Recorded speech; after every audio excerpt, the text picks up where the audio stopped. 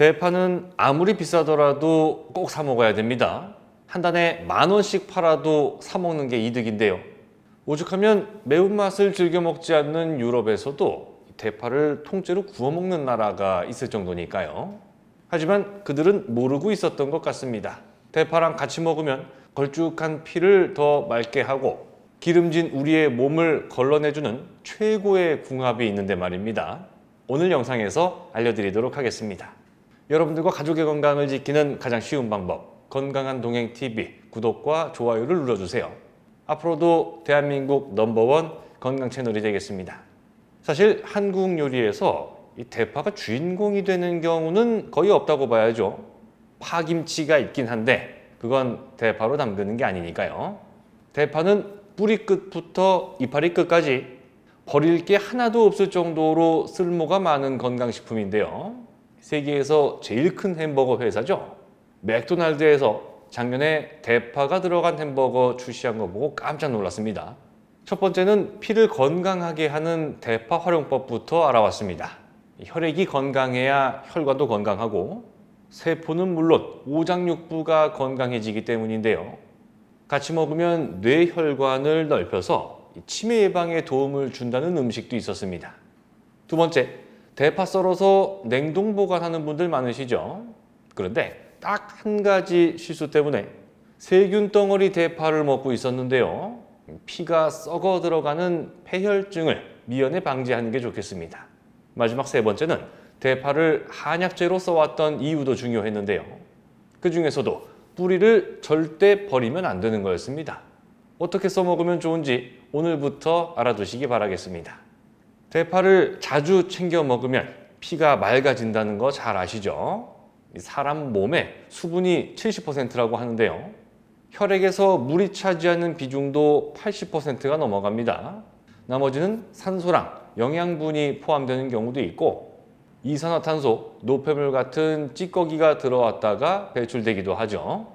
근데 이게 비유가 좀 그렇긴 한데요. 우리가 찌개나 국 같은 거 끓일 때 한번 보세요. 양념을 많이 넣을수록 묽었던 국물이 걸쭉하게 바뀌지 않습니까? 혈액 속에 노폐물이 많아지면 피가 걸쭉해진다는 말이 그래서 나온 겁니다. 이렇게 되면 1차적으로 혈관이 망가지겠죠. 아무래도 혈액이 끈끈해지니까 혈관이 받는 압력이 커질 수밖에 없는데 고혈압입니다. 무거워진 피는 쉽게 돌아다니기 어렵기 때문에 혈액순환이 잘 안 되고요. 세포에 산소랑 영양소 공급도 잘 안 됩니다. 손발이 자주 저리는 이유 중에 하나라고도 하는데요. 우리가 대파를 먹어야 하는 첫 번째 이유, 혈액 속 불순물 제거 성분이 대파에 풍부하기 때문입니다. 콜레스테롤이 흡수되는 걸 억제한다고도 하죠. 유화알릴이라는 물질이 있어서 그렇습니다. 피를 맑게 해주는 것뿐만이 아니라 이 피가 뭉쳐져서 떡진 혈전을 없앤다는 얘기도 나오고 있거든요. 피가 굳어지는 걸 그만큼 잘 막아준다 이거죠.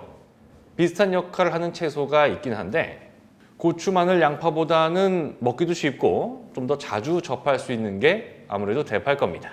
대파는 생으로 안 먹는 경우도 많으니까요.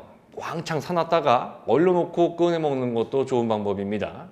특히 대파 가격이 갑자기 폭등해가지고 난리 날 때가 한 번씩 있으니까요. 그러고 나면 쌀 때 미리 좀 사둘 걸 하고 후회할 때도 많습니다. 1년 정도 얼려놓고 먹을 수 있는 방법부터 알아봤는데요. 일단 대파를 사서 흐르는 물로 잘 씻어준 다음에요. 이파리가 시들시들한 부분은 과감하게 잘라서 버립니다. 얘들 때문에 주변의 멀쩡한 부분까지 빨리 상할 수도 있다고 하니까요. 그 다음에는 쓸 용도에 맞춰가지고 잘게 다지거나 통으로 썰거나 어슷썰기해서 따로 분리하신 다음에 비닐팩이든 지퍼백이든 한두 번 정도 쓸 양만큼만 나눠서 냉동 보관해 주시면 되는데요. 이게 번거롭다고 한꺼번에 왕창 담아서 얼리는 게 위험할 수도 있습니다. 냉동실에서는 세균이 살고 번식하는 게 어려운 건 맞는데요. 어렵다는 얘기가 전혀 불가능하다는 얘기가 아니라는 겁니다.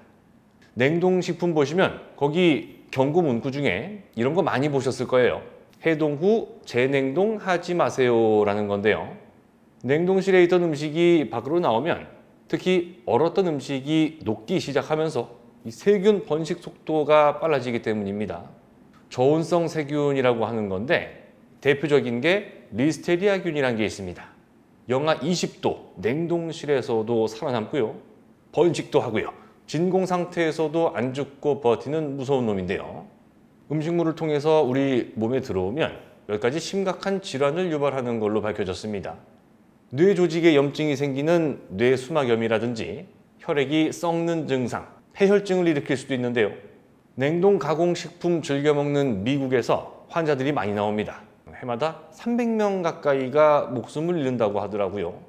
우리나라야 유통망이 워낙 잘 돼 있기도 하고 집 근처에서 신선한 고기, 야채 사 먹는 게 쉬운 일이긴 하지만요. 젊은 세대나 바쁜 현대인들 보세요. 밀키트니, 간편식이니 해서 점점 식습관이 미국처럼 바뀌고 있단 말입니다.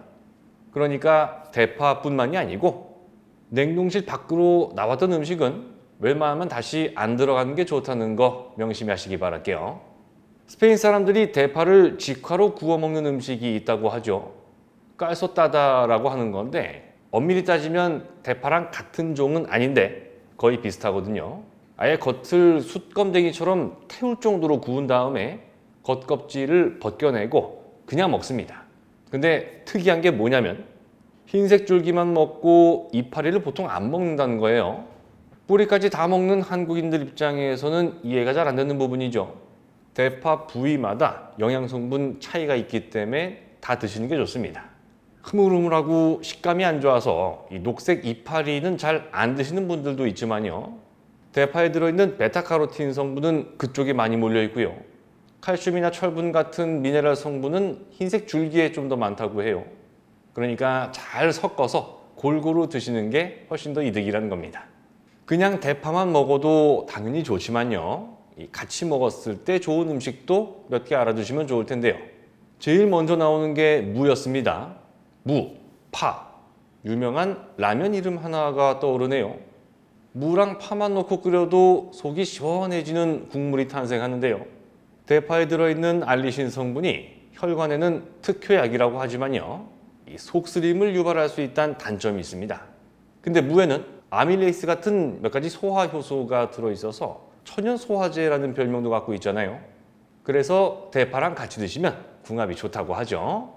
거기다가 암세포 성장을 억제한다는 글루코시놀레이트라든가 혈류 개선에 좋은 성분까지 무더기로 들어있으니까요. 소고기 묵국 끓일 때 대파 썰어서 넣어 드셔도 좋고요. 무조림 반찬 드실 때도 송송 썬 대파 많이 넣어주세요. 그리고 좀 전에 잠깐 얘기가 나와서 말인데요. 라면 드실 때도 대파 넣어 드시면 좋겠습니다. 라면이 건강에 좋은 음식은 물론 아니겠지만요. 가끔 한 번씩 생각나서 먹고 싶을 때가 분명히 있습니다. 라면 끓이다가 불 끄기 한 1분 전에 썬 대파를 한 주먹 정도 넣는 건데요. 라면이 안 좋은 이유는 크게 두 가지죠. 라면 튀기는 데 쓰는 파뮤가 나쁜 콜레스테롤로 변하기 쉽다는 거랑 국물까지 다 먹으면 나트륨이 많다는 겁니다. 그런데 이 단점을 대파가 어느 정도 채워줄 수 있거든요. 식이섬유 덕분에 나트륨하고 지방 배출에 도움을 주기 때문입니다. 근데 대파 다듬으면서 뿌리를 버리는 분들도 많이 계실 텐데요. 파 뿌리를 잘 씻어서 말리면 그게 총백이란 이름의 한약재가 된다고 합니다. 줄기랑 이파리보다 분명 뭐라도 더 좋으니까 한약재로 쓰는 거겠죠. 어디에 효과가 있는지 하고 찾아왔더니 감기, 당뇨병, 두통, 치통, 생리통, 불면증, 기관지염, 신장병 이거 말고도 더 있습니다. 되게 많네요. 말려서 대추랑 생강 넣고 차로 끓여 드셔도 좋고요. 멸치 다시마 육수 낼 때 쓰셔도 되겠습니다. 끝으로 하나만 더요. 고깃집 가면 양파, 마늘, 버섯 구워 먹으라고 주는데 많죠. 근데 사실 고기 먹을 때 필요한 건 대파입니다.